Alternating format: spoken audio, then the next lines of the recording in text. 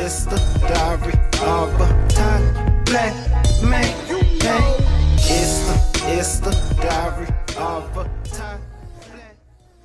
Well, what you're seeing today in the UK, black people converted to Islam is big. In fact, Islam in the UK is big as a whole. And if anyone that don't know, it's because of Pakistanis. I believe Pakistanis are the biggest minority in the UK, or second biggest. I think the Irish is first, then the Pakistanis. So they come, as black people, we don't have no culture of our own. You know, we call ourselves African, African American, Afro Caribbean. It's lost. Imagine a man's calling himself, Fancy, imagine this, we call it ourselves Afro Caribbean, man. You know, Afro is a hairstyle. Imagine we're looking for identity so much, we call it ourselves after a hairstyle, man.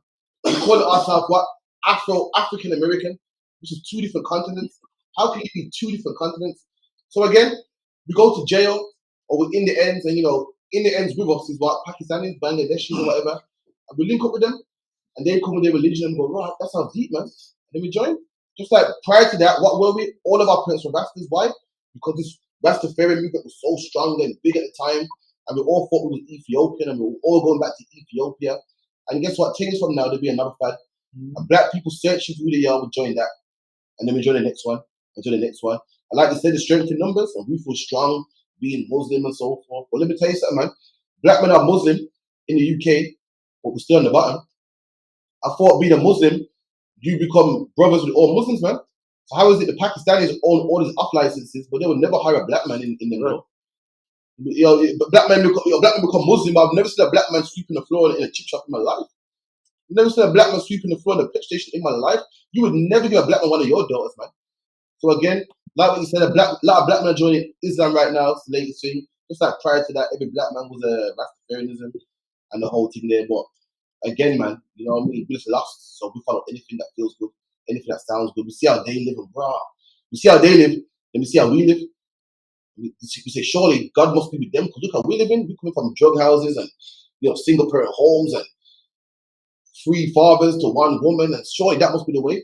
But that's where we come in the ISUPK, man, to teach black people, listen, we do have a heritage, we do have a language, we do have custom of our own. In the UPK, in the UPK, every Friday, we teach the Hebrew class, man, where black men can learn Hebrew for free. You can learn your language, your heritage, everything. In the UPK, we have food programs also, where we feed our people. Pakistanis ain't the only ones that do charitable work, man.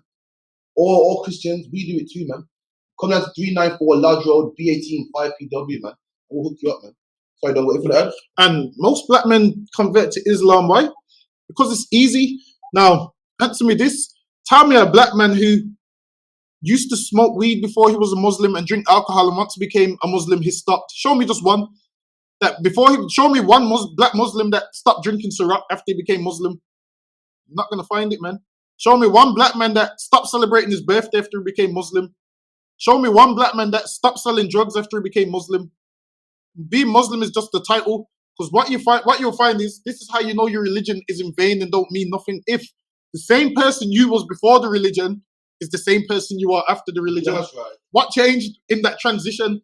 You was so before Islam, you was a criminal, a robber, a thief, kept going to jail, selling drugs, and now you're a Muslim.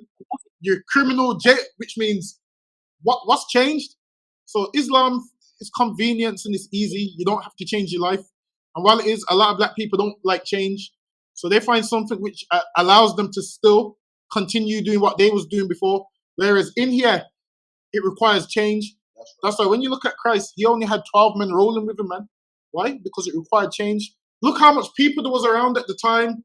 Tons of people claiming how they're Jews and how they love God. If all of these men loved God, they would have been rolling with Christ, man. But there wasn't. Why? Because to roll with Christ, you have to truly change your life. And to be in here, you have to truly change your life.